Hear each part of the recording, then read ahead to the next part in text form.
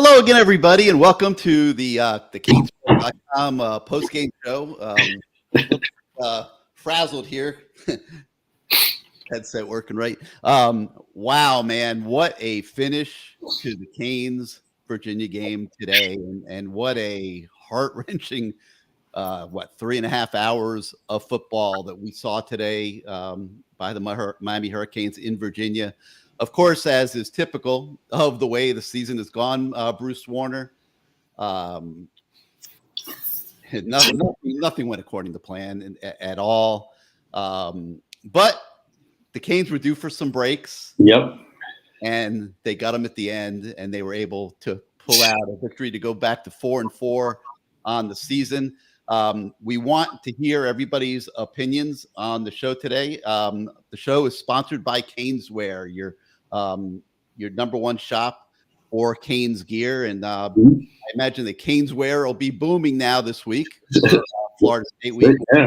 We'll be showing you some of the Miami Knights merchandise that they'll be selling later this week. And so, Bruce, let's start with you. We want everyone's calls, 563-999-3550, 563-999-3550. You hit the 1 on your keypad if you come on the show. Bruce, let's start with you. You're probably numb and speechless, kind of like I am after watching that. But, your thoughts on what you saw today. Well, yeah, you're right about that. I had to take every medicine in the medicine cabinet just to make it to the show. I can feel my blood pressure. Me too. I thought we were going to see another miss by Borregales and we lose again because that happened last year. But, hey, the kid came through. We ran for almost 150 yards. But the offense there's something, it's just not good. It's just not good. You can't. I don't know what else to say. It's not. I don't even like they run that clock down and then he looks over to the side. Let the kids. He's in the game. Let him call. No, Bruce, come on. You can't do this you can't it's not. You can't just criticize. The whole team is in absolute disarray. Okay? I know that. I mean, it's like criticizing individual play calls and this and that. I mean, I'm just like, you can if you want. Don't get me wrong, but. It's like it's so obvious. Like this team is an absolute disarray. I mean, but Gary, you have to have some momentum, and if every time is 40 seconds between each play, it's hard to maintain that. They're running the ball. Keep it going. Don't change the play. Let them run the damn play because they've been gassing these kids. Jake Garcia stepped on the field today and crapped his pants. All right, let's call a spade a spade. He's not that good. He's not the answer. Well, he's way better than he showed today. I've seen him dozens on top of dozens of times on the practice field. He is not as bad of a quarterback by far as what he showed today. He was playing scared. I mean, there's no doubt about it. I mean, he had all those turnovers last week. There was no chance that they were going to freewheel with him a week later. That was obvious from the very first snap of the game. And he looked petrified every time he dropped back to pass. He wasn't seeing the field. His throws were wild. And it was obvious that the coaches got to the point where they felt like they could not go very aggressively with the passing game. How about once again, I've been saying it for 8 games already. Where's the screen? He knows they're coming after him up the middle. Where is the screen? I hate to disagree with you. What we saw today was so beyond individual play calls. I mean, I saw an offensive side of the football that was just in total disarray, not knowing where to turn from one play to the next. You would not know they had a single playmaker on the sideline. It was reduced to pounding Henry Parish behind an average at best offensive line. But you would try it. Alabama, all the great teams try it. When they know they're going to rush the ball, even the shit teams try it. They should have tried it. Bruce, you could say that about anything. I mean, I'll argue with you about this for the next hour. You could have run reverses. You could have. I don't like the ball to Restrepo more than once. He's your best receiver all through camp. He's coming back from injury. You could have got it to him more than once. You could have got Jacoby George involved in the passing game. You didn't throw it enough to Colby Young. I mean, we could sit here and do this all night. Well, their secondary was pretty damn good. I had heard they were good, and the secondary's good. They That's pretty good. they weren't challenged. I mean, they All right, weren't. so then what would you have done? Huh? Since you're disagreeing with me, what would you have done? Exactly what they did. Muddy up the game, and try to tire them out by the fourth quarter, which I thought they did, and they run the ball very effectively. They get it down to the 2. A touchdown wins the dang game, and what happens? What happens, Bruce? The same thing that's been going on this entire season. Okay, they get a 5-yard penalty for an illegal substitution. Why were they taking Cooper out? He had played the entire game. Disarray, man. That's what I'm talking about. Disarray. What happened? Whose call was that to put somebody in butt except for him? He's been playing the whole game. It's obviously inexcusable, but it's so typical of the way that this season has gone. Oh, it's a mess. They find a way to ruin. They ruin a perfect day. Okay, so now it's 3rd and 7, and they don't feel comfortable having Garcia throw the ball. Yep. So they run Parish into the line. They kick the field goal. Now they're in overtime, and it goes to what, 4 overtimes? Yep. And they won at the end. And they win at the very end on a play, and even that play did not get executed properly. Jake Garcia rolled out. He had Khalil Brantley all by himself. All he had to do, dump a simple pass to Brantley. Brantley would have had to catch it. But I thought of that. And that's what the announcer said. But listen, maybe those linemen were in the end zone because they were run blocking for Parish, and that was the design of the play anyhow. Brantley I want to see it again. It was a bootleg. Brantley came totally free. He should have thrown it to the kid. He's all by himself. He should have thrown it to him. Yep. Of course, he makes the wrong decision, and now he's life and death to get to the pylon. Brantley was so shocked he didn't get the pass that he didn't even get a block on the guy that was pursuing the play, and Garcia barely gets the ball inside the pylon. Miami wins. They get the breaks they haven't been getting. I've always said these things even out over the course of a season, but my God, man, what a crazy, crazy day in Charlottesville, Virginia. All right, I'm Gary Ferman, the publisher of CaneSport.com. He's Bruce Warner, and we are going to take all your calls and get your reaction on the game. We'll slice and dice this one up a little bit more. Again, today's show is presented by Caneswear, and things have slowed down at Caneswear a little bit the last few weeks, but I think that hopefully with the momentum, at least of people being excited about what they saw in today's game, that this will inspire a little bit of activity there, because for FSU week, you got Miami Knights rollout coming on, and Bruce, I think Adidas made a few phone calls to ABC and talked them into putting this game on primetime national TV on ABC. But the Miami Knights stuff is going to be rolling out. Let me show you the jerseys first. This will be the uniform Miami wears this week for the FSU game. They've got those that Caneswear with the T-shirts that you see there. And so a lot of exciting things to look forward to this week. Hopefully the in-game entertainment is at an epic level, the way it was when Miami played Notre Dame in 2017. And the Canes fan can have a night to just go have fun. Hey, it's been a good weekend so far, because we got Cormani McLean, and yesterday they got the transfer from Oklahoma, the linebacker / DB. Spencer, yep, Spencer. So that's a good start. Now we win today, so we'll look forward to next week. That should be a great game. Imagine what the mood would have been if they don't make that play at the end of the game. Wow. It's bad enough as it is. And everybody's calling for Gaddis's head. So, well, I mean, yeah, it was, like I said, it was way more complicated than that today. I mean, he didn't do a great job, but I mean, how are you supposed to do a great job when your quarterback steps on the field and is, crapping the bed from, from the first minute.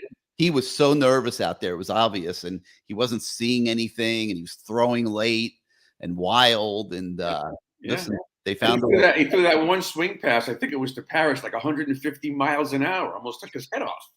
The kid was wide open. Just get him the ball and let him run with it. Yeah, I mean, look, we can sit here. Well, we'll sit here and we could sit here and criticize everything and everyone just about if that was the agenda. I mean, on the offensive side of the ball, defensive side of the ball, different story. I thought, other than when Brendan Armstrong was being allowed to run, I thought defense played great for the most part. They had a couple bad plays. That one pass play down in the fourth quarter. But I mean, for the most part, the defense really, really, really And they stepped up. played hard. Those kids all of them played hard. They all played hard. They really did. Lot of effort, man, and a Yep. lot of and Especially those goal line stands. Not once, but twice. three of them. Yeah. Three, Um, yeah, they did yeah, good. Kevin Steele's been saying all along that these guys on defense hadn't packed it in, that they remained engaged. They wanted to get better, and that's what we saw on the field today. And Mhm. they're going to need a big game next week against Florida State. Yeah. All right, 563-999-3550, 563-999-3550 is the number. Hit the number 1 on your keypad if you want to come on the show. Let's start out in the 757. You're live on the Canesport.com postgame show.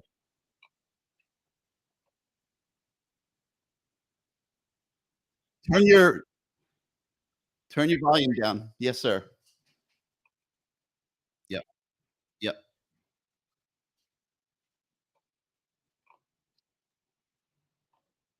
What'd you think?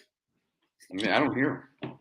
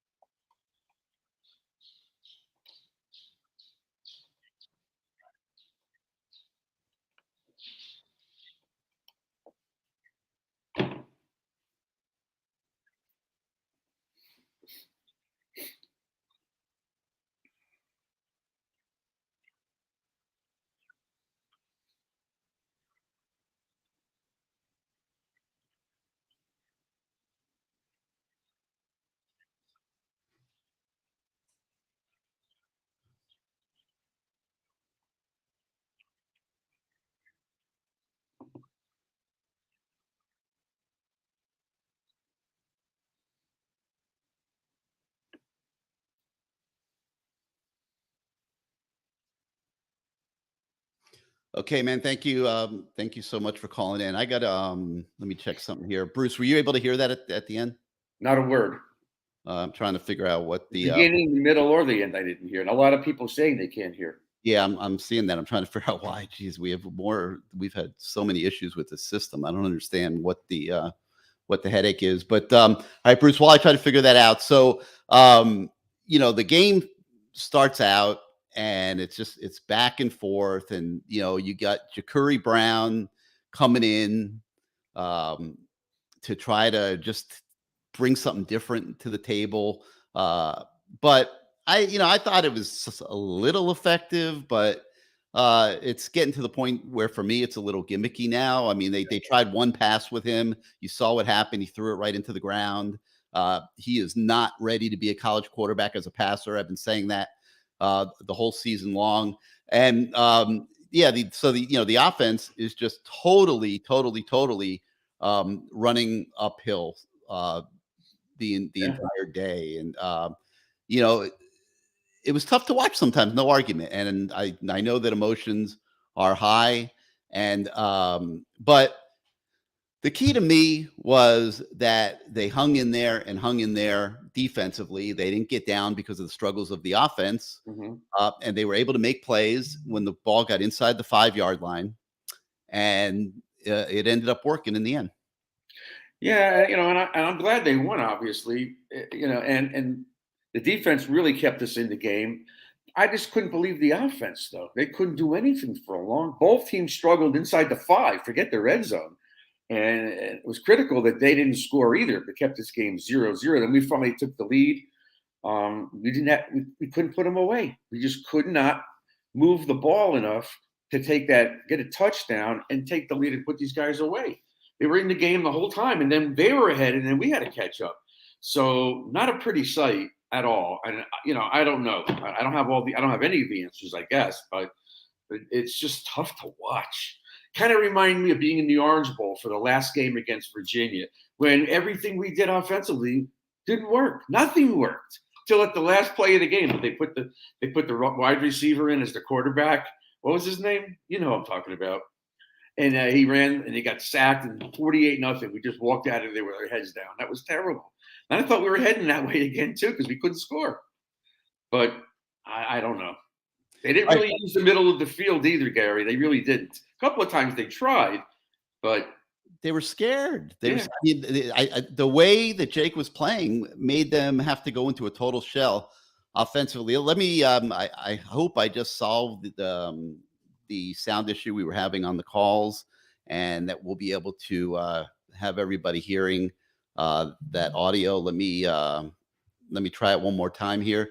Let's go out to the 845. You're live on the Canesport.com postgame show. Hey, what's up, Greg? How you doing today? I can't hear.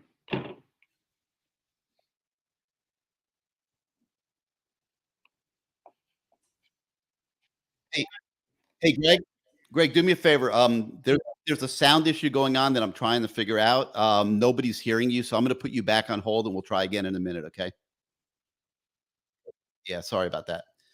Yeah, it's bizarre. I don't know. I mean, I see what's happening. I just got to figure out how to fix it. All right, so Bruce, talk a little bit about what you saw from the defense, and the defensive line, I thought was absolutely dominant, and they've been pretty good all year. But I thought today they impacted the game and the result more than they had at any other time this season. I thought that Taylor should not be coming out as much as he does, because that kid plays. He's in there. And Agude was tremendous off the edge. He kept on pushing Armstrong up in the pocket, and eventually there was enough guys there to take him down, which helped. So I think the pass rush was good. The DBs didn't have a lot of plays to make. They blew one or two of them on those long passes. But other than that, they really didn't put much of an offensive challenge on us. The defensive line just controlled the line of scrimmage. They're not a great running team either. And so, look, that's why they scored the 12 points. But how many did they have at the end of the game? 6-6? Yeah, it was 6-6 and then the 2 field goals. So they're not so great offensively either. But I thought the defense was tremendous. I thought that Headley kept us keeping these guys all the way down the field for the most part. Not a lot of turnovers, if any. How many turnovers we had? No picks, any fumbles? No, right? I don't think there were any turnovers for us. No, they were rock solid. A relatively clean game, the way they played it. I don't like how they played it, but and I said the other day that Cooper is going to get in this game, and he played almost the entire game. He's a big body, and I saw him down the field knocking guys on their behinds. So that may have helped today too, because they were running in between the tackles again. And thankfully, we did get Parish, because he's really good. It's funny because people have been debating, this whole thing. Matt Shodell, one of them from our Cane Sports staff, and I've been saying all along, Henry Parish is one of the most valuable transfers that they got in this offseason. And he proved it today. I mean, this turned into a smash mouth SEC old school kind of game. And he's been there before. He's done that. Right. And so it worked out well for him. Let me try one more time. I think I might have it fixed. Let's go to the 845. You're live on the Cane Sport Live post-game show. 845, you with us?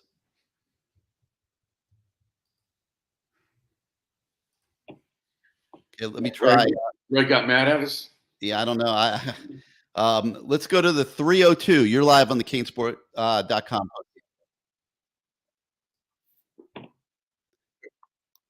Turn your sound down, please.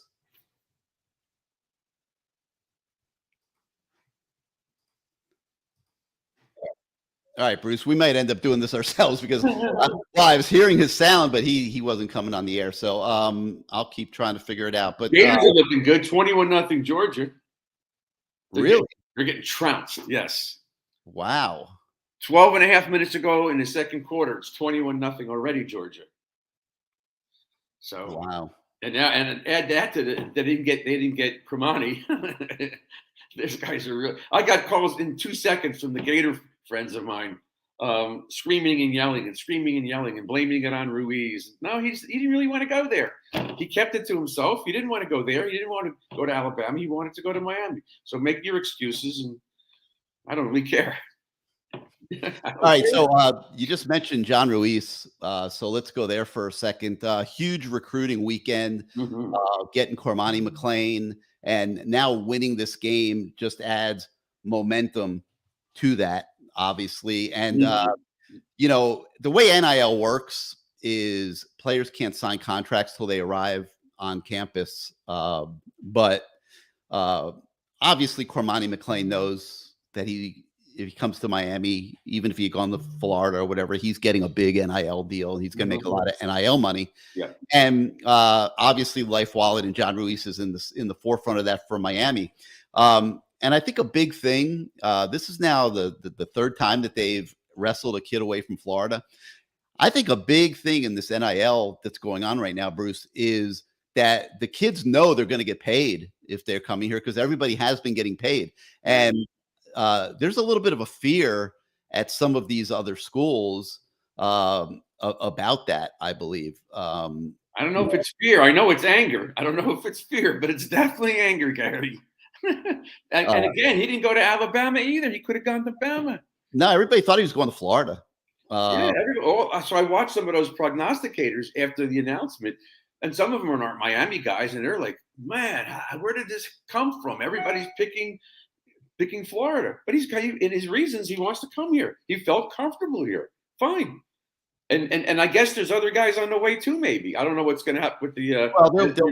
There will definitely be more, but you know, this is one of the biggest commits that Miami has gotten in years, in a very, very long time, and you know, it was a great pick me up for Mario. Now you stack at least winning this game today on top of it. And you've got a big week this week now to look forward to. You know, you've got FSU coming in, which creates enough natural excitement. You've got the Miami Knights promotion. You know, they could do a lot in the stadium around that. I hope they will. And you've got an ABC national television audience. You're going to bring a ton of recruits in this week. None of this would be looked at the same way if they had lost the game today. That's true. But it adds up, and now it's a cumulative effect. And hopefully during the week, you know, if this team plays hard like they played today, but they can't play scared. Oh, by the way, is there any chance that Van Dyke plays next week or no? Don't know. You know, it's an unknown right now. You know, what we had heard this week was that it was not likely that he was going to be able to play. But you know, until they go through the week, I guess, and see if he can practice at any point this week. And I mean, let me put it this way: Jake Garcia did not play well today, so there is going to be an urgency in the organization that if there is any way to get Tyler Van Dyke back out there for this game, you know, without compromising obviously his health, you know, I think that they would do that. Did you ever find out exactly what it was? Because if they could put a brace on him or a harness or something, versus if it was something that was out of the socket, but if it was a bruise, that's not so terrible. You can pad that up. So do you know what happened to him? We heard it was probably a shoulder. You know, he just got banged up on that play. But I mean, he was never going to play this week. I don't know if it was really necessary if he was hurt, but I think he might play next week then. Well, it's pure guesswork right now. We got to see if he can get back to the practice field. All right. I hope I've got the phone lines straightened out. So 563-999-3550, 563-999-3550. You hit the 1 on your keypad if you want to come on the show.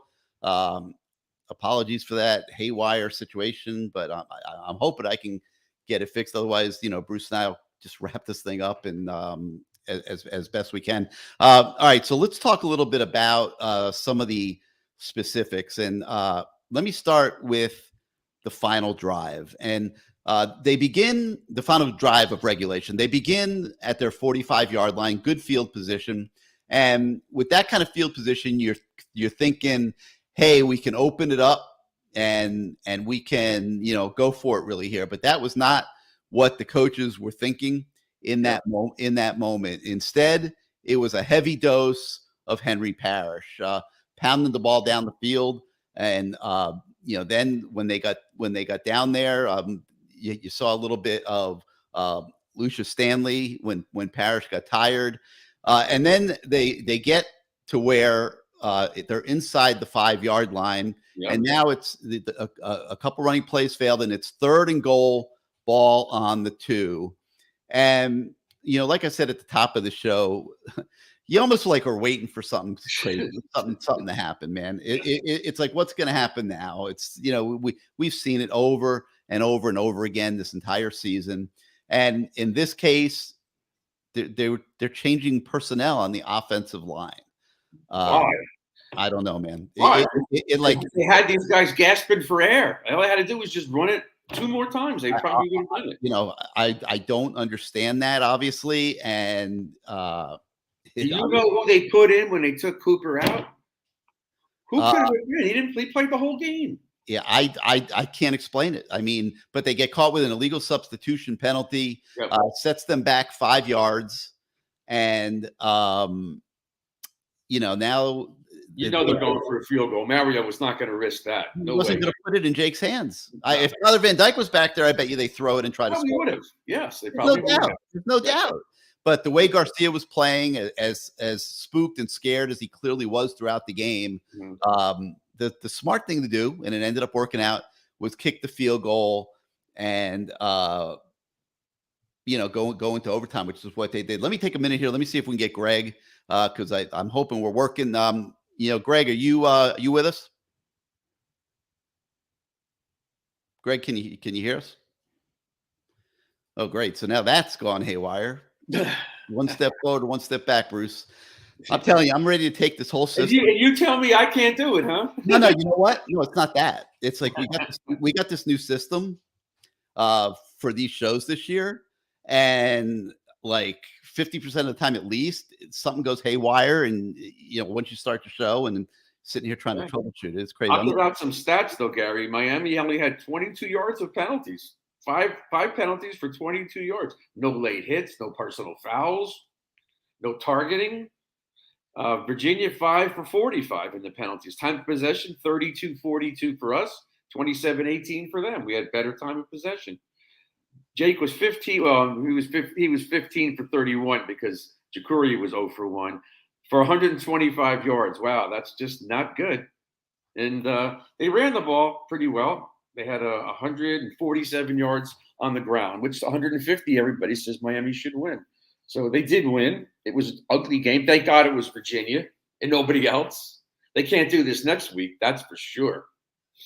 Man, I'll tell you, I would be sitting here talking about how bad Virginia is on offense, other than the fact that they, pushed the game down to the very end against the Canes like they did. And, they made more plays than Miami, Bruce. Jake Garcia only had 125 yards passing. Brendan Armstrong had 208. Average 8.3 yards of completion. I mean, Virginia made more plays than not in the red zone. They didn't look good in the red zone. They looked just as pathetic as we did. Yeah, they're not. Neither one of these teams are red zone teams. I don't know what it is. Well, I mean, they outgained Miami 327 to 272. They had 208 yards passing. Miami had 125, like I said. So I can't really sit here and rag on Virginia's offense because they outplayed Miami's offense today everywhere, but obviously where it counts the most, and that's on the scoreboard. So I talked about that last possession. And, then they get into overtime. And in the first overtime, obviously at this point, Virginia is looking for the run. Parish gets stuffed on first down, and they called pass plays. They tried to give Jake a chance to go win the game on second and third down, and they were the ugliest, wildest passes they were bad. You could ever imagine in your life. I mean, one was way behind Brashard Smith. The other one was way behind Colby Young in the end zone. I don't understand what happened to Jake Garcia today. This is a kid that he had the whole week to practice too. I think he must have been just so spooked by what happened against Duke that he went into this game a nervous wreck. Like, this is my chance. I can't screw up again. And it just was not there at all for him. And they can't turn to Ja'Cory Brown in that situation because he can't throw accurately either. And this is like the Southern Miss game. They just had to go into full run the ball mode and hope for the best. And it turned out they were able to hang in there. The defense kept them in this game, and they had finally pulled it out at the end. But the offense is pretty pathetic. The difference between this and the Southern Miss game is I felt that the offensive line was playing significantly better in the Southern Miss game than they are right now. Even today, with everything that went on out there, they ran the ball well, but most of it was Henry Parish willing his way down the field after initial contact. There weren't a ton of holes and a ton of open field, and like they won this game today on the back of Henry Parish and his desire to win. Yes, he was great. He was great.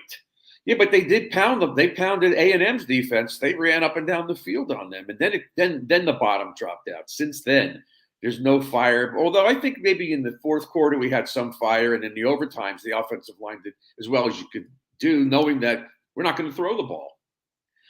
Play action fake wasn't even working because just sell out to stop the run. All right, what we're going to do, Bruce, and we'll talk more about these overtimes, but instead of doing the phone lines, we're going to take questions and comments off of the YouTube comments. So if you want to comment on the game, you have a comment on what we're talking about on the show, post them on the YouTube comments, and Bruce and I will put them on the screen and take it from there. Let's start with this one. Ohio Kane says that regardless of the outcome, Gaddis needs to be fired immediately. Shaking my head. Bruce, I think you probably agree with him since that's how you started the show before I stepped in and said, whoa. Your thoughts on what Ohio Hurricane says? By the end of the season, he's gone. I don't think. I know there's people worried about buyouts. I don't think Mario gives a damn. He's not going through this again. There's no way. He's got to find somebody else. So I agree about this. He's got to be gone. You're playing without your starting quarterback today. Your backup quarterback is in the game. He accounted for, I believe, 5 turnovers a week ago. So you're scared to death to turn him loose. That's on Jake Garcia. He got in the game last week and he wasn't ready. And he was playing hero ball and he turned the ball over and made a bunch of mistakes. And, now they don't know that they can count on him.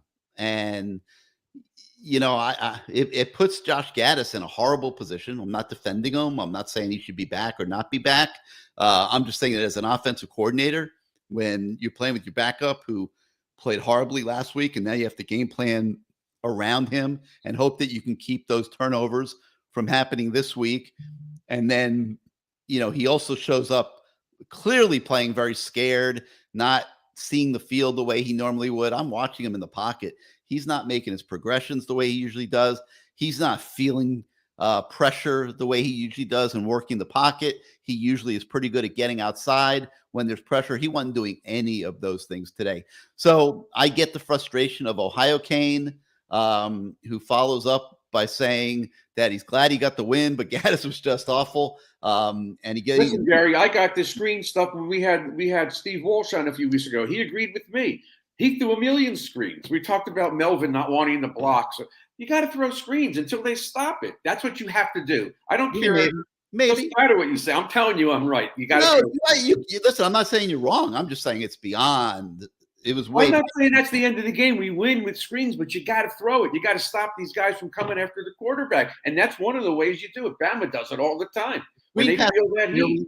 Not a staple of Josh Gaddis's offense. That's too bad. I can remember my offense. I can remember seeing one all year. I don't know that we've seen more than one screen pass this year. A design screen. You're probably right. Yeah, but Ohio Kane is having all kinds of support here on the Josh Gaddis's terrible front. Says defense played good, never gave up. David Manning, T Love chimes in. by any measure, Gaddis is a failure. These are my guys calling in. We So, were right about Enos, weren't we? So I'm a voice of the fan. I'm talking like a fan. I don't want this guy here after this year. I don't even want him here the rest of the season. But it is what it is. But J.R. Barr, to me, very astutely points out that the wide receivers were not getting open. Now, that's another reason why Jake holds that ball. These kids aren't open. If they were getting open, let's put it that way. If they were getting open at all, he wasn't seeing them. Probably. No, they're not. They were putting a safety right over Young, which is what we talked about last week, and that makes somebody else step up. Now, it's a damn shame Restrepo didn't play more because he's open. That kid knows how to find seams. He's really good. But I guess they limited him today. T-Love chimes in again that I talk about fits, which I do, and it's clear Gaddis is not a good fit. It seems that way, but I'm not sure with an offensive line that's playing average, receivers that struggle to get separation. You found the diamond here in Colby, but he's going to now be double teamed, as Bruce just pointed out. Mallory wasn't involved very much at all today. I'd have to see an end zone caught a couple of balls. Of the tape, but they were keen on him too. Yeah. You try to throw to the backs, Parish drops the ball. I mean, look, it's very hard to run anything, do anything when you're playing as poorly as they were today.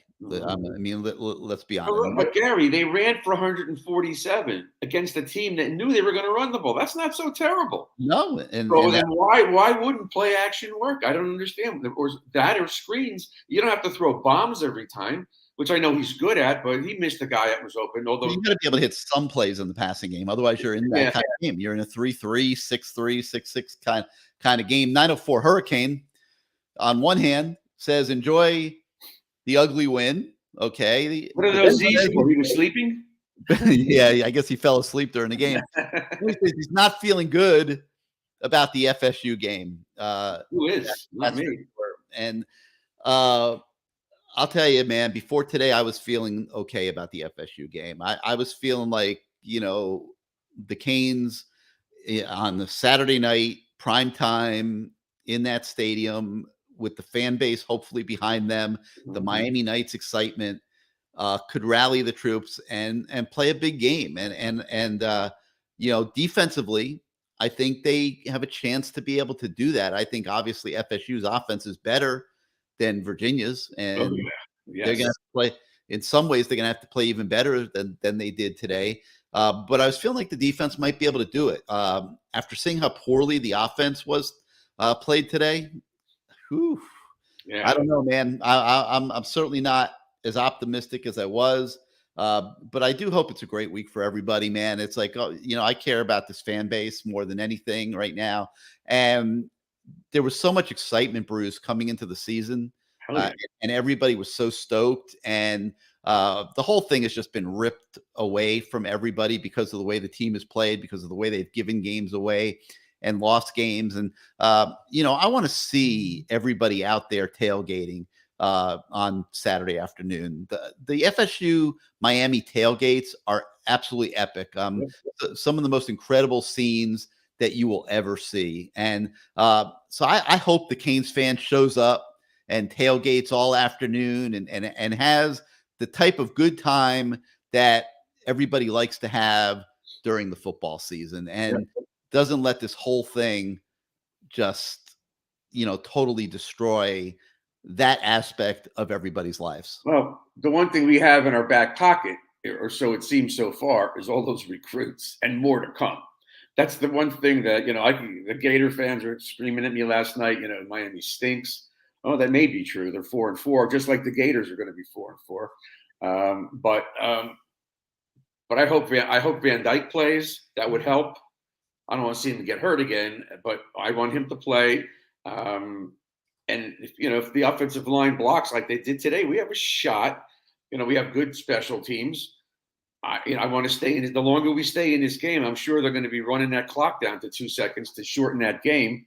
I'd like to think, offensively. But Florida State's explosive. They're pretty good. That quarterback is tough to bring down. He runs, he throws well on the run. They have that big number 14, that wide receiver. That kid's real good. And so it's going to be a tough game for us. But maybe this will help us in our confidence and our sense of self-esteem, which we need badly. And, it takes the stink out of those 4 out of 5 games that they lost. I think there's a shot, but we can't come out and fall behind early, because then it'll get ugly and the fans will turn on our players. That's just not a good thing. What else do we have here? Raphael here, I think, makes a great point. Hopefully Mario Cristobal learned his lesson to stop going for it on 4th downs. I think it's fairly safe to say, based on what we saw today, that yes, Mario finally did come to the realization that he had to come to, which is that he can't coach this team as aggressively as he would like to coach a game. And not yet. Gary, you don't have to take 2 timeouts when it's 4th down near midfield. They didn't need to do that for sure. Let the clock run out, take a 5-yard penalty, and let the kid punt. What the hell was that all about? Yeah, well, they were, for whatever reason, they didn't want to give up the 5 yards.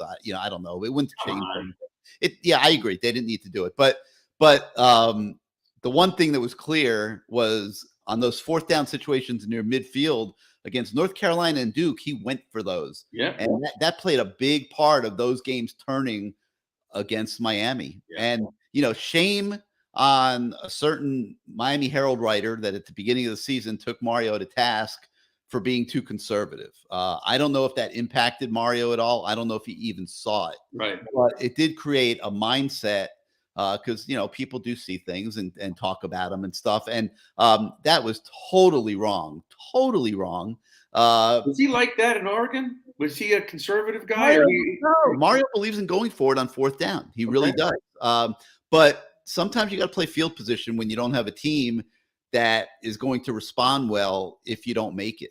And a team like this that's challenged offensively, both of these teams, Virginia, you put the ball inside the 15 or the 20 as many times as you can, because your defense not giving up a lot of big plays.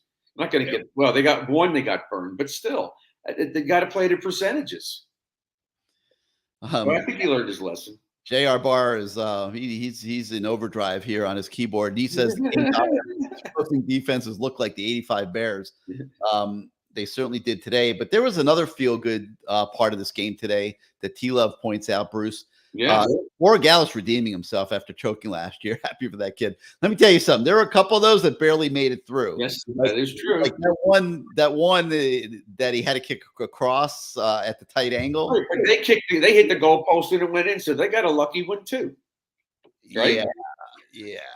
But I'm happy for him.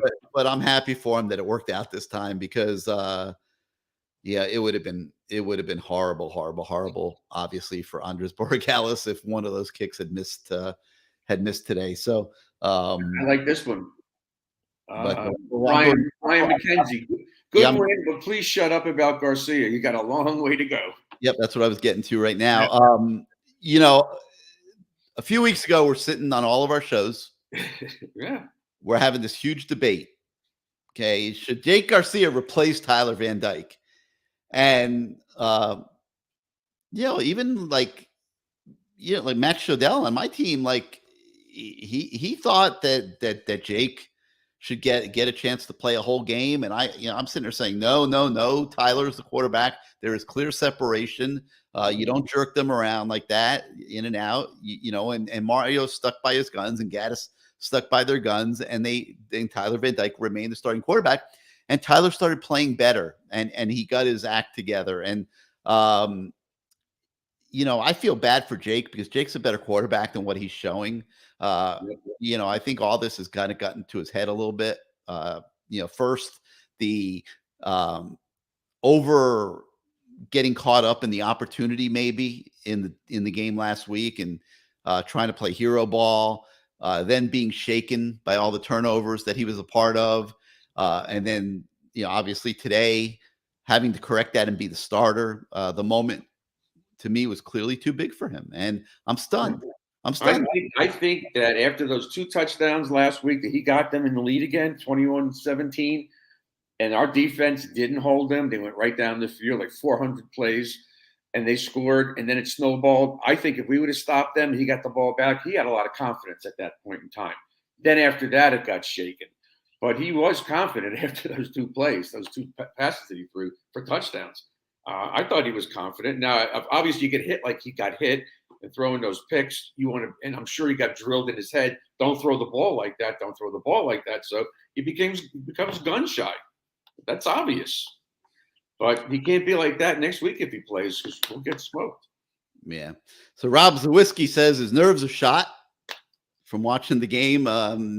Says he is going to still go next weekend, but the nerves are shot, I think, amongst the entire fan base, Bruce. I mean, from everything that everybody's been through this year, and then today, the way that game played out, I know my nerves were shot. Oh, yeah, my nerves are shot. At the end of that game, and but like I just said a moment ago, I think it's time to put all that behind and just enjoy. Yeah, they won. I'm still high from McLean's announcement. So, and he was no nonsense. He had the hats. He picked up the Miami hat. I said, "Oh, we're not going to get this kid." He picked up the Miami hat. He's going to throw it on the ground, but he didn't. And his family was excited about it. Did you see them? They were going like this, and they're taking the shirts. I'm happy for this kid. He seems like a good kid, and everybody was. All these so-called experts were raving about him. They compare him to a taller Deion Sanders. He just could lock people down. All right, Jason C. was at the game. He says that the offense looked like Gaddis was in trial and error mode. It looked like we weren't trying to get guys in space. And I think they were trying to get guys in space. I think they were having a hard time getting guys in space. And then even if they did have guys in space, the quarterback wasn't getting the ball there. So when all those things happen, it goes haywire, and it looks like it's gone haywire. They threw a couple of bubbles, and they had the trips to one side. He threw it. They got 4, 5, 6 yards. But Parish today was incredible. I wonder how many spins he had in this game, because he is one tough son of a gun. That he's really, really the glue on that offense. He's Young is great. He's great, and TVD when he's healthy is good. The rest of them got to follow along, man. 24 carries, 113 hard-fought yards for Henry Parish today. He took the Miami Hurricanes program, team, psyche, everything. Took the whole season on his back today. Yep. And he was the primary reason that the Canes had an opportunity at the end to win the game. And I remember when they first got him, before the season even started, people were screaming, "What do we need him for? What do we need him for? We have Rooster," which everybody's blaming you. You had him like the second coming, and he's not. Whatever, he's got problems. And then Rooster did not even get on the field today, and it's about time. I mean, it's Mario saying, "You know what? I need to make a statement that if you are going to hurt your team like this, and you're not going to take the lessons of the practice field to game day, we're not putting you out there." And Thad Franklin hasn't been playing. This is 2 weeks in a row. Yep. And, Mario's sending a message to the guys that aren't doing the right things and aren't. They're going to transfer probably. They're going to probably transfer. And it's okay. Bruce has got no reason to be mad to transfer. He brought this on himself with all these fumbles. And, this is a guy that the team was counting on in a big-time way this year. And he has had a direct hand in 3 of the 4 losses. Against Texas A&M. He didn't fumble it, but he should have had a touchdown. He should have had a touchdown. You could watch that play over and over again. He had a lane that Bruce or I could have run through. And I don't know about you. I could have. No, there's no doubt. I mean, it was unbelievable. It was the best setup running play that I've seen this season. Oh yeah, it was cut to the left and he was gone. The left and he's in the end zone, and that changes that whole game. And then of course the costly fumbles. So T-Love 42 again chiming in, Bruce. He's with you, man, that conceptually the offense is worse than the personnel. It's too predictable. Mark Rick was better. Enos was better. I don't know. That's a little bit of a stretch. I think. I agree with Jason C on this. Taking Jake out so early to run with Jacurri was not a good choice. Didn't let Jake get into a rhythm. And I agree with that. I'm not a huge fan of that gimmicky, kind of stuff. And, I think that was pretty much a guarantee he was going to get that first down, though. That's what they were trying to do. But then they left him in. I thought that was a mistake, especially to throw like that. If you're going to do that, he should bootleg and then throw on the run, but not a pocket pass like that. It was horrible. He didn't even follow through. He just threw it off his back foot. He flicked his wrist, and it was 2 feet short. You can't do that. No. He's got mechanical issues. He still does. He had it in the spring, too. Now, 904 Hurricane Bruce, he's looking ahead to next week, and he says FSU had a hard time running the ball against Clemson, and they had to resort to throwing the ball to the running backs in the flats, and Clemson had good success with that strategy. That's what you're calling for. That's the adjustment that you want to see. You want to see screen passes. You want to see running backs. Listen, I've had all these guys on LT show. They all say the same thing. That gets those linebackers out of the box. You got to get them spread out. It doesn't have to be 100% successful, but you got to get these guys out of there. And they're not doing it. They're just running up the gut. So, Clemson's defensive front is better than ours. But we have some good players out there. But that's what I worry about. I'm worried about screens and things like that with Florida State because they're going to screen us to death. We over-pursue a lot, too. That's where you really need to have these guys not overcommit and stay in their lanes and do what they're supposed to do. What happened with Williams? Is he hurt? He just got put on the bench. Yeah, no, he was hurt at the end of last game, and just wasn't ready to play today. What a major disappointment. Yeah, they obviously missed him a lot, but I still thought the defense for the most part, other than a few plays, really, really played pretty darn well. Kitchens had 2 tips on balls. One he tipped in the end zone, and that fake near the goal line, they faked the run, and then the kid stopped, and he threw a little pass, almost like a jump pass, and he got his hand on that one. That saved the game. And then near the goal line again, Armstrong threw it to the left corner, and he jumped up, and he knocked it out of bounds. So I thought he played pretty well today, Kitchens.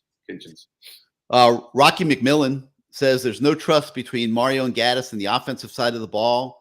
They went back to Mario ball today, and this roster wants no part of it. How do we know he doesn't want any part? We won. Yeah, look, you call it Mario Ball, whatever you want. Thank God for Mario Ball. You might not have beat Southern Miss, and you might not have beat Virginia today.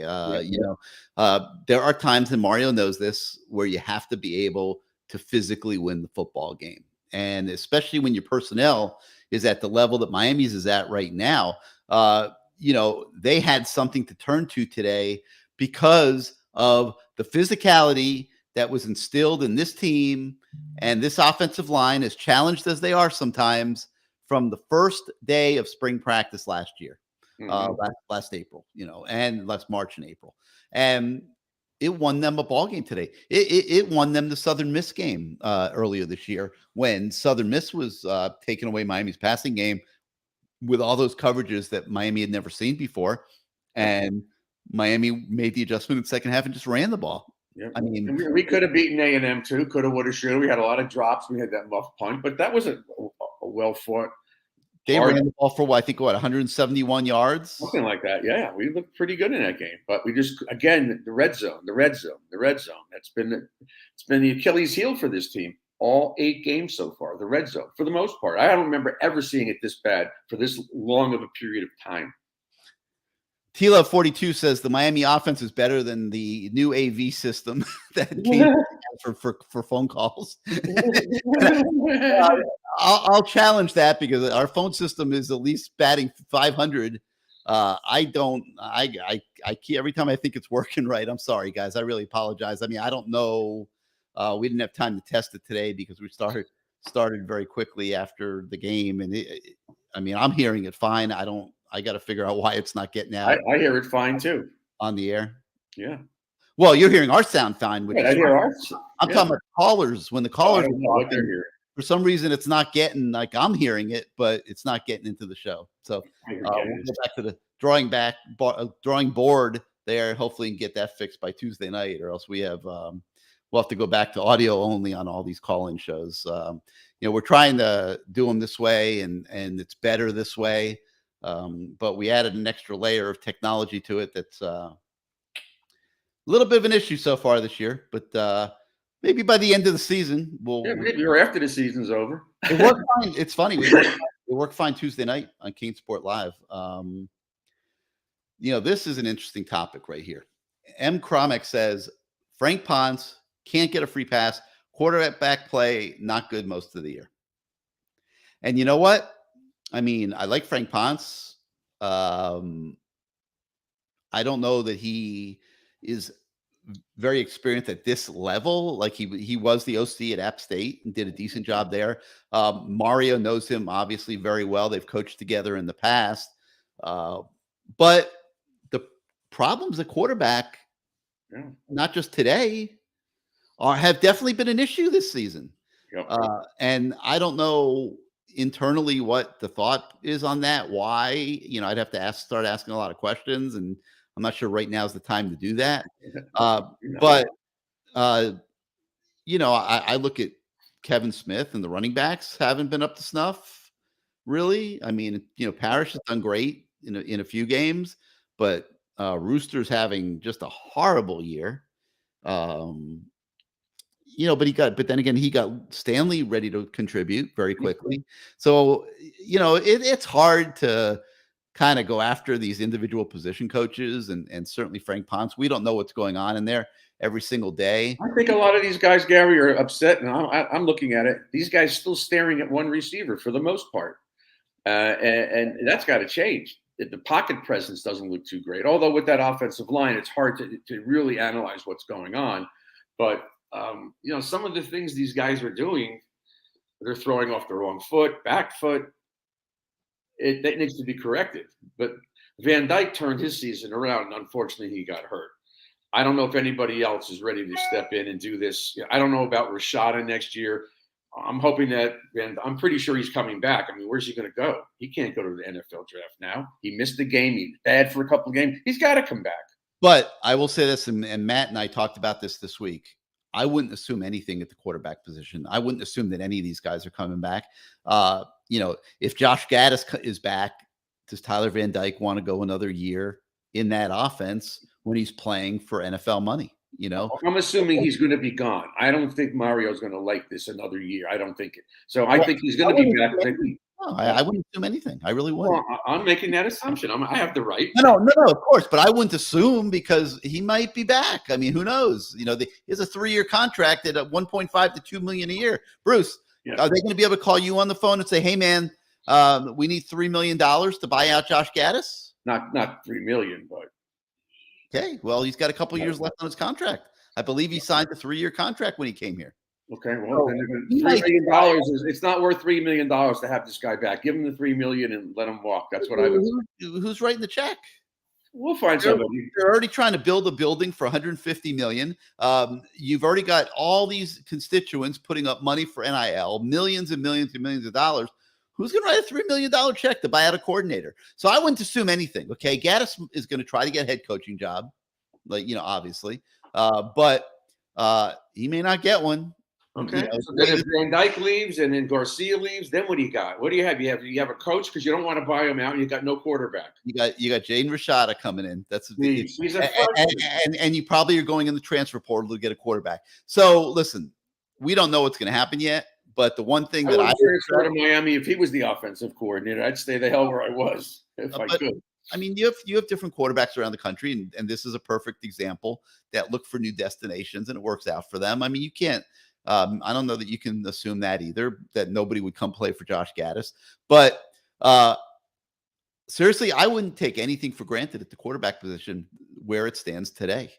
This has been Tyler Van Dyke has not had the season that he was looking to have this year. He was looking to have a great season, go to the National Football League.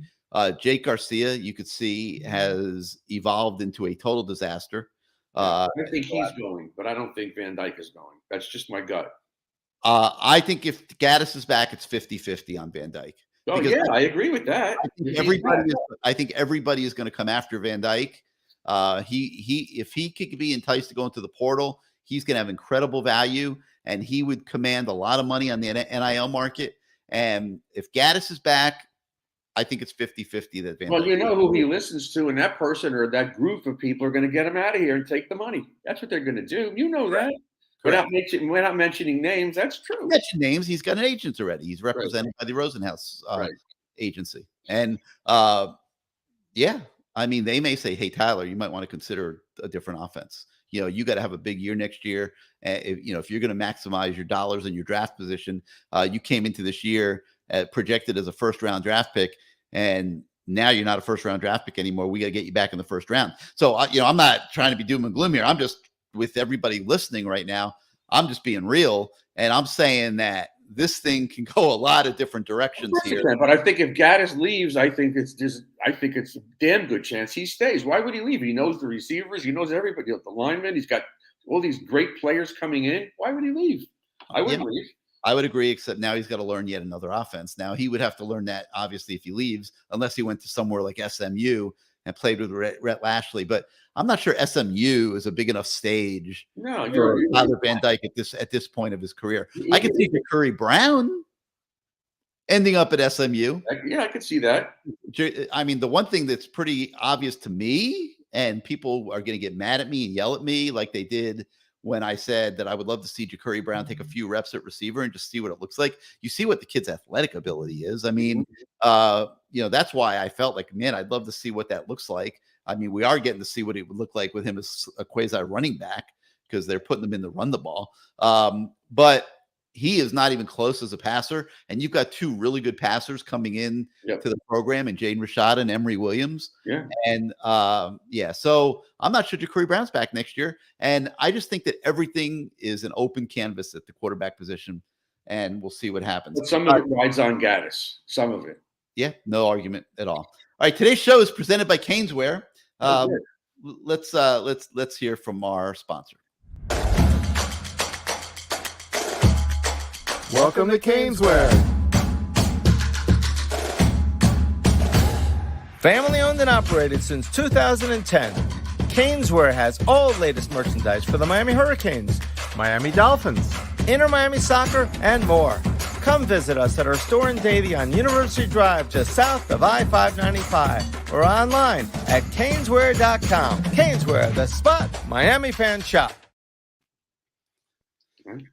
All right, Rocky McMillan says this is a culture-setting moment for Cristobal. He has to take his hits, and he's going to take them. He's taking his hits. Sure he is. I wonder if Mario knew how bad it was and how bad that it was going to get and be, if he still takes this job. I hope the answer is yes. But, I mean, the guy's the hardest worker I've ever seen in my life. And I'm telling you, he's got to be putting in 20-hour days right now, trying to get everything right. Look, he knew stuff was wrong in the spring. We've discussed this already. He knew things were wrong. In terms of wins and losses, he still was riding on Van Dyke, and he could still win these games. I don't think he thought this, though. I don't think anybody thought this, including himself. All those bad defensive plays, those 6 bombs and 8 turnovers last week, and fumbles all over the place. And, it was just ugly. What was the game we had? 17 or 18 penalties? Oh, man. That's just not anybody's team. That was Virginia Tech, and they won that game. Yeah.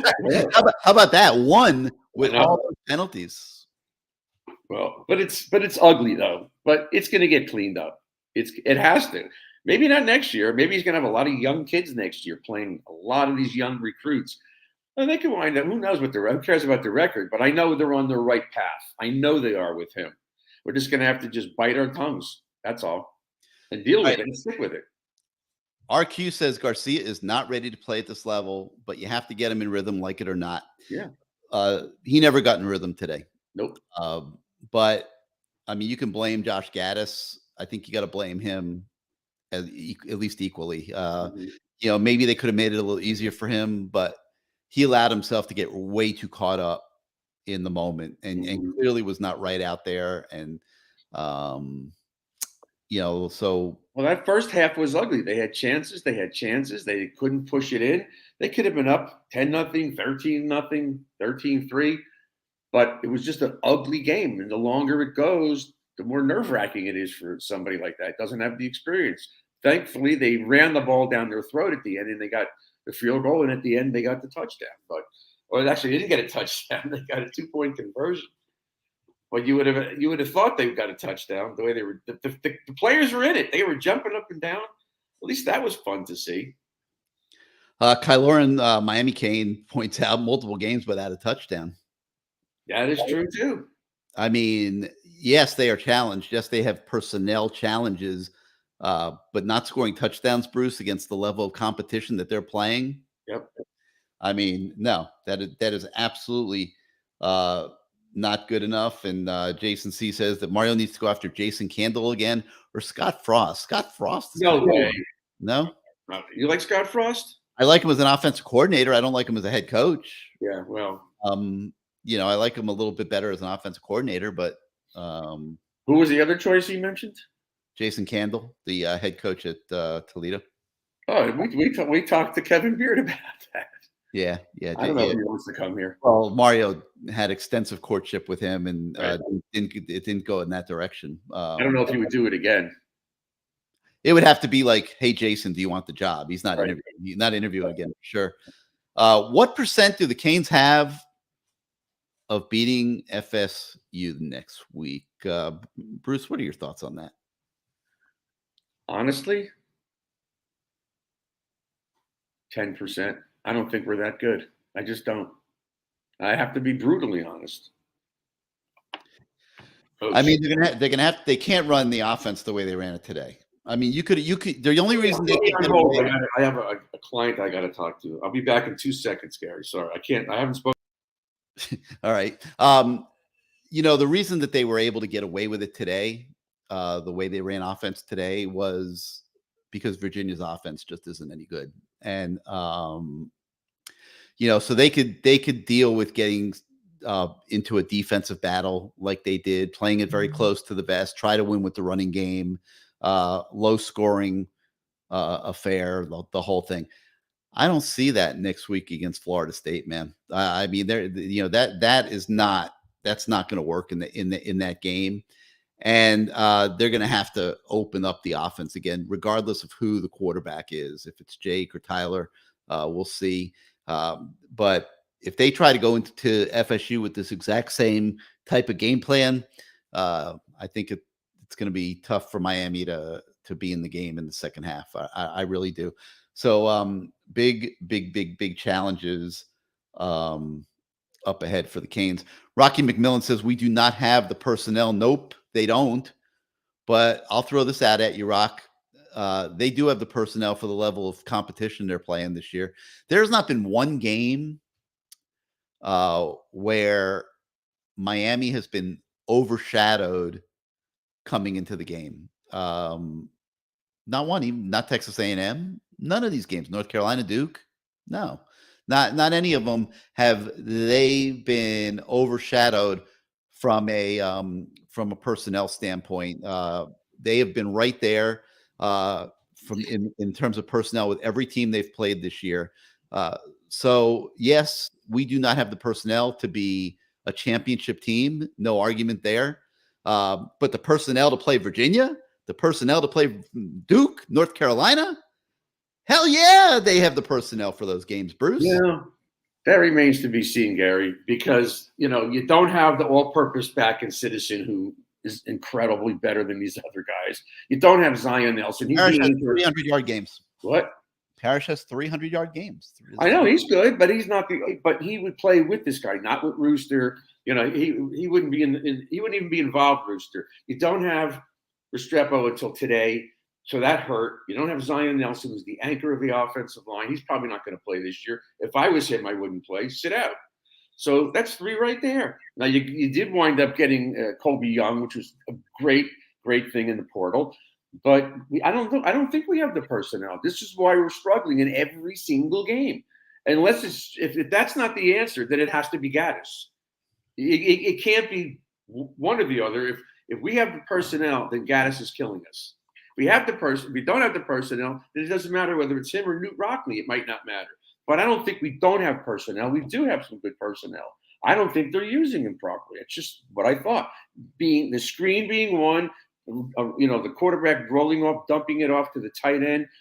Those plays used to kill us, but we're not using it. We're very, very limited, it seems to me, in what our offense is doing. Very limited. I don't know if it's on purpose or he's trying to prove a point, but we're not imaginative at all. At all. Rocky McMillan makes a great point.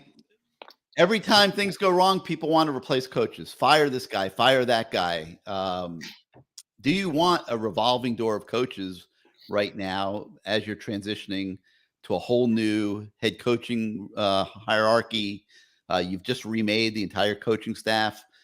What the doctor ordered at this point is certainly not wholesale changes, but I do think that Mario will do some tinkering. Yeah, I do too. Now, it might not be Steele. I thought he somewhat redeemed himself today. They looked a lot better.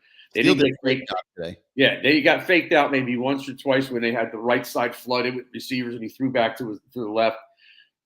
Okay, that happens. But I think he did a better job. I think the kids are playing hard. But on offense, we need some help. We just do.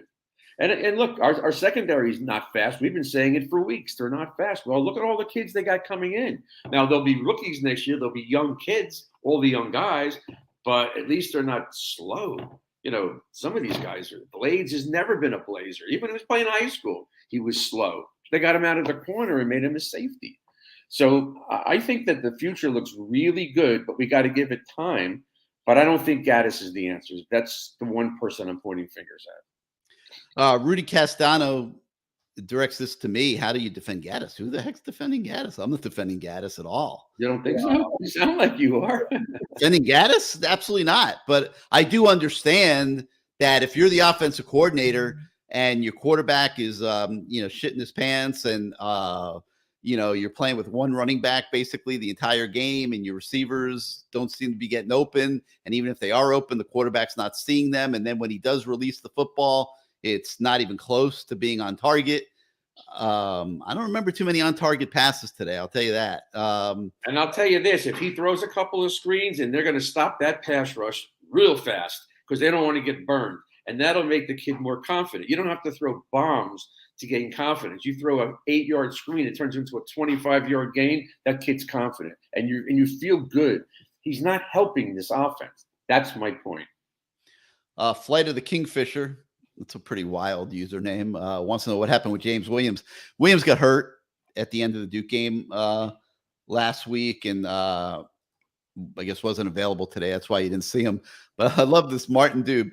So Jake Garcia throws that interception in overtime, and things are looking really, really bad. Yep. But now Martin Dube has found out that the Canes actually won the game, and he is euphoric. And I only wish the phone lines were working, because it would be great. Greg is ready to buy Jake Garcia a one-way ticket to California or Georgia. Rashada should be licking his chops. Yeah, that's not. Is that our Greg or a different Greg? I don't know if it's the same Greg or not, but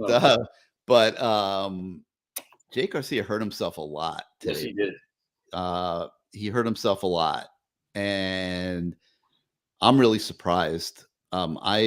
I've never seen what I've seen of Jake Garcia in the last 6 quarters. Never saw him practice. I know he's never played that poorly in scrimmages, and that saying that the moment is too big is an old cliche. Yes, but it may be applicable. It's very applicable here.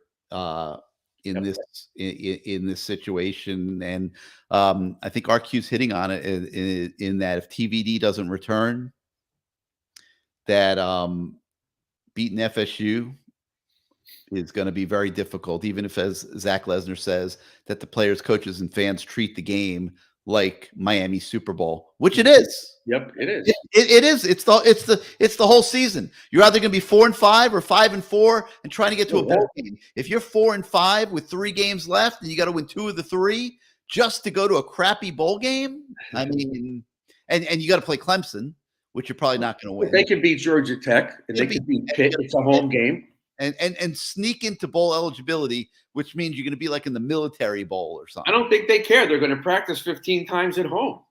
That's what I think they want. Coaches will care more than the players about that. Well, the players that know they're going to be back next year will try. The rest of them they may even be in the portal by then. That's what I think is going to happen. They'll be in the portal. They might not have the full roster by the time they go to a bowl game, which is fine. Let them go. Steve Bookbinder comments, the people saying this team has quit on Mario are wrong. Lots of effort today, despite their flaws, few penalties. The offense has no rhythm. Yes, that's on the coaches, maybe. But I totally agree with Steve, Bruce. Yep, I agree too. They clearly have not quit. We keep hearing it from the coaches week after week. Kevin Steele in particular. I've spoken with him on several occasions where he's told me that he is blown away by the attitude of his kids and the way they come to work every week and how good they want to be. And effort has never been a problem in his mind on the defensive side of the football. It certainly was not today through some very tough circumstances, which it is the situation when the offense is underperforming the way that this offense was underperforming. So mad credit, Bruce, to the kids for not quitting. Yeah, and look what happened last week against Duke. They let that kid scramble, and they were getting touchdowns. Today, they had multiple. I wonder how many times they were inside the 5 and didn't get in the end zone. Virginia today, 8 times, 9, 10 times. That's pretty damn good. That's really good. And they were wrapping up with their tackling. There was a few blown tackles on some plays in the open field. I saw, Caleb Johnson whiffed, and I saw a couple other people whiff. I think Kinchin's whiffed on one. But for the most part, they were wrapping up, and they made it tough. And they certainly collapsed on Armstrong in the second half. He didn't do a damn thing, right? He didn't do anything in the second half. Very, very, very little. No, he had 1 or 2 runs, but very little. And the one he got hurt on was a short yardage.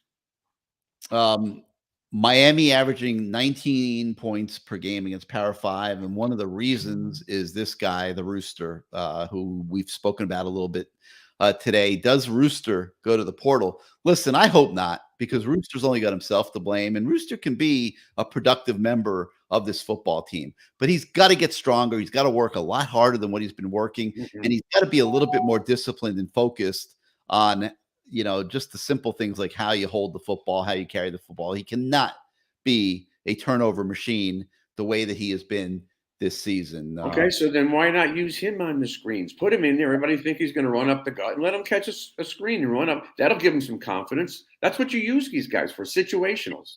Yep, and you're going to need him against Florida State. Of course, you can't keep running screens. Parish is taking a beating up the middle. Yeah, you're going to need the Rooster against Florida State. And maybe today was intended to be a little bit of a wake-up call for him. I don't think they will give up on Rooster. He's potentially too good of a player, but he has gone from what we would have called a superstar before the season, thinking he is going to be one of the superstars of this team, which I know I certainly did. So if you did too, anybody listening out there, you don't have to apologize for it. Okay, I'm not apologizing for it. I thought Rooster was going to be a really big-time player for this team this year. He has gone from that level of status to below horrible. Yep. Okay? I wouldn't even say horrible. He's below horrible. Yeah, he may pull the trigger himself and not wait for the team. He may just go to the portal on his own. He's probably that. But that's just running away. But that's his decision. It's his decision. But he's not struggling because of anything having to do with the coaches or the program or whatever. He's struggling because he's not holding up his end of the bargain. He's not carrying the ball properly. He is not performing to his capabilities. He is fumbling the football. He has directly led to 3 losses this year. And he's not carrying the ball 25 times a game, where if you fumble once, you can see it happening. But he's only carrying the ball a handful of times, and he's still putting it on the ground. You can't do that. Yeah, I don't know what they're teaching him. He has no beefs whatsoever. Okay. Somebody's starting a rumor that Roosters are already going to the portal. Yeah, I saw that. Yeah, that's somebody trying to get attention. I can't. There's no chance that he's already filed to go in the portal. They're on a plane. This bothers me. Okay, this is bullshit. Ooh, pardon my language, but somebody out there is using the Rooster now to draw attention to themselves. And they're saying that Rooster's already in the portal. He can't possibly be in the portal. The team goes in the locker room, they take a shower, they get dressed, they get on a bus, they go to the airport, and they get on a plane back to South Florida, okay?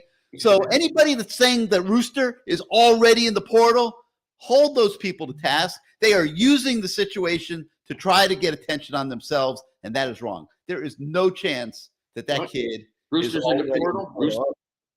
Oh, I'm sorry, Bruce. I thought you had another phone call. Yeah, No.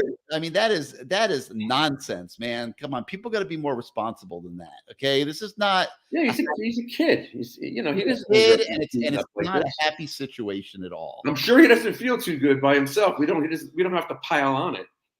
Gaddis, we could pile on though. Yeah, He's making too much money to and coach it's like Saturday this. afternoon. There's no chance he's filed paperwork to go to the portal. Yep. No chance at all. Here's a guy, Coconut Grove Finest says, get Jason Candle and bring Kevin Beard. There's your OC and your wide receiver coach. Listen, we love Kevin, so Yeah, I don't know anything about Candle. How do you pick between Kevin and Lamar? Lamar got a job at the XFL. Yeah, but trust me, if he could be the receiver coach at Miami, Oh, he would take it in a heartbeat. He'd tell T-Buck to get lost. yeah, there's no doubt at all. Oh man, Ohio Cane's the man. Ohio Kane just made a $10 donation Buyout. for the draft status buyout. Oh man, that's awesome. Anybody else that would like to donate for the Josh Gaddis buyout can? Yeah, and then when you see Mario on Monday, you can tell him he already got $400. yeah. We'll send it to Mario. Lamaris Murray has a question. He wants to know. Man, Lenoris Murray. What's up, Miami man? playing freshman at OL. Yeah, they're playing on. They were playing Honest Cooper. They Yes. love Inez Cooper, and he played the bulk of the game today. I haven't He seen played at right guard. He played right guard. He had one bad play early in the game, and then of course when he got coming off the field. But yeah, he played good. They ran between the tackles, and he was pushing people all over the place. I like that kid. Andy Mays Day says, so the O-line is trash. Do you blame Mirabal and Cristobal? Look, I mean, I thought they had them playing as well as they could play at the beginning of the season. I thought against Southern Miss and Texas A&M, the O-line was playing great. What happened that changed that? Well, they started having injuries. I think they got the crap physically beat out of them in that Texas A&M game. The starting O-line went the distance. It was an extremely physical game against an SEC team that is built for that physical type of football. They're not a great team. They've been struggling this year. But in that game, that was a very, very physical contest. And I mean, I've talked about this. I was on the field after the game, and I'm watching those kids leave the field, and several of those offensive linemen could barely walk, man. And like, aside from being banged up. Well, the Middle Tennessee game, everybody played poorly. It wasn't just the offensive line. Had they played better, it didn't matter. Everybody was bad. So you can't blame them. But since that game, they haven't been that good. Now, they played better today in the second half, but let's see what happens. And I'm not sure. I'm not sure that those kids weren't thinking to themselves, I don't want to hurt like that again. They're playing Middle Tennessee. And I mean, and they're, I don't want to hurt like that again. And they just didn't show up that day. And they haven't been the same since, as they've had to deal with injuries. And but don't you agree? Because with LT on Wednesday night, I said they need to get this kid in the game, and if not, put him in a short yardage and let him block, because he knocks people backwards. And today he played almost the entire game, and they ran for 147 yards. You have to have somebody like that in there, and he's a big dude. Then you got these kids coming in next year. Wow, I think the offensive line will be night and day next year, and the year after that even better. 2024 is going to be a big year. Rocky McMillan says I'm misrepresenting what he said. I don't remember what quote he's talking about, but he says he was talking about the personnel to run a Gaddis offense. I guess what he means is Miami does not have the personnel to run a Gaddis offense, and I don't have any problem with that statement at all. They to run the offense the way Gaddis wants to run it, Bruce, and the way he was able to run it in Michigan, you got to have a big offensive line that can pave the way for a running game. And then you can pick your spots, play action, pass, whatever. Today, even when they went play action, they couldn't get the ball to the receivers. So, I mean, Jake was so far off that nothing would have worked anyway. But Andy Mays Day makes a great point, Bruce. We have so many injuries, and it's showing how little depth we have. When you're a bad team, injuries don't help when you lack depth. Well, it's not easy to replace Zion. It's not easy to replace Restrepo. It's not easy to replace Trevante Citizen. Well, we've never seen him do anything because he didn't got hurt in fall practice. But you lose people like that, it's not easy to recover. Now, Messidor, I don't know how long he's going to be out for. Hopefully, he'll be back next week. But, the team played hard. Thankfully, we can't sit here and say they crapped their pants, they gave up, they quit. No, they played hard. It was a sloppy, horrible game, but they hung tough. They were mentally tough in this game. When it was 12-9, they were losing. They could have just laid an egg, but they didn't. They came back. The kid kicked a field goal, and they shoved it down their throat in the last couple of plays, and they won the game. It's all that matters. I thought one of the biggest plays of the game, it was 3rd and 4 in the first overtime, and Leonard Taylor burst through the line and got a sack and forced Virginia to kick a field goal that forced the second overtime. I mean, that was a big play. Absolutely massive play. And, that's what you need. You have to. The winning teams make plays like that. But we have too far and few between playmakers. Who do you stop on our offense? We talk about that all the time. I guess now it's Kobe Young. But if you had Citizen and Restrepo and a healthy, well, I don't know about Arroyo because he hasn't played that much this year. But when you have people like that, you can go to them, and it makes a big difference. You're handicapped without all these guys. Yeah, Oogie wants to know the percentage on TVD playing next week. Too soon for that. We got to get into the middle of the week, see if he's able to practice, and go from there on. You may know something Monday or Tuesday if you don't see him throwing the ball around, then he's got problems. He's not going to play. Yeah, I think he's going to try it. I mean, you hope so. All right, one last time, I want to show the Miami Knights gear that's available this week at Caneswear. If you want to be dressed to impress next Saturday night, match the colors that the team will be wearing. I don't know what the fashion police will say about that neon green that's been put on these things, but that's the look that Miami will have next Saturday night against Florida State. And if you want to be dressed to match, get yourself over to Caneswear this week and make sure you are dressed for the part. If they turn off the lights next week, we'll see our players.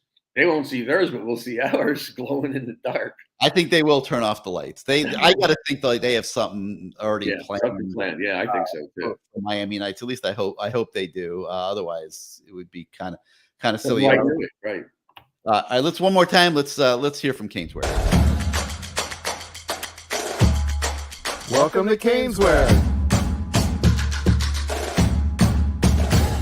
Family owned and operated since 2010, Caneswear has all latest merchandise for the Miami Hurricanes, Miami Dolphins, Inter Miami Soccer, and more.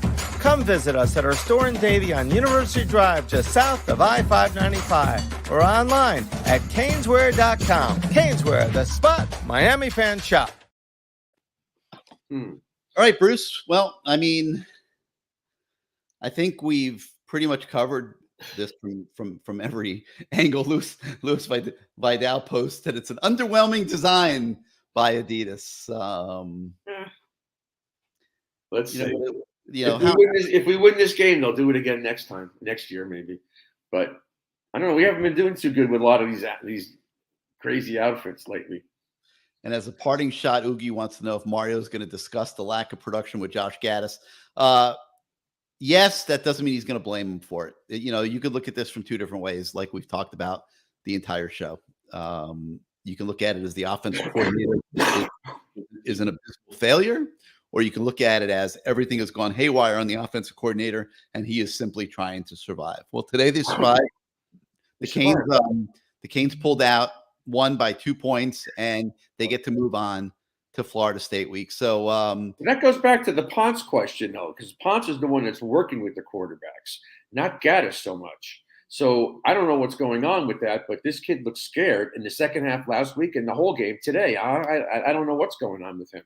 He seems like a kid who's loaded with confidence, but it hasn't shown. Bobby Samarco is pulling, and we're going to go in a minute, but I mean, the old cliche, Mario can't manage a game. I thought Mario managed the game impeccably today. I thought he other than taking the timeouts to punt. Yeah, that wasn't necessary. They could have just taken a 5-yard penalty. right. But the decisions not to go for it on 4th down, which went totally against the grain of what he's done the entire season, were absolutely the right decisions to make. I think everybody should be applauding him for that, because I think if he had done it the other way, Canes don't win this game today.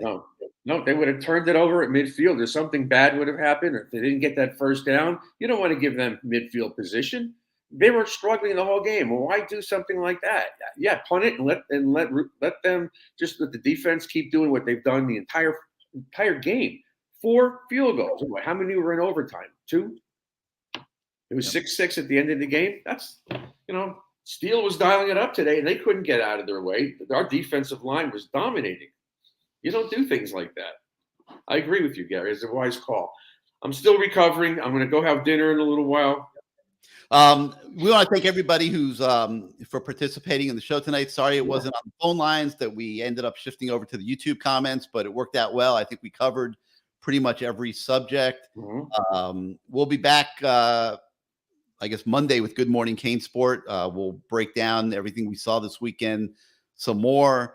Same thing Tuesday, and then hopefully Tuesday night, Cane Sport Live.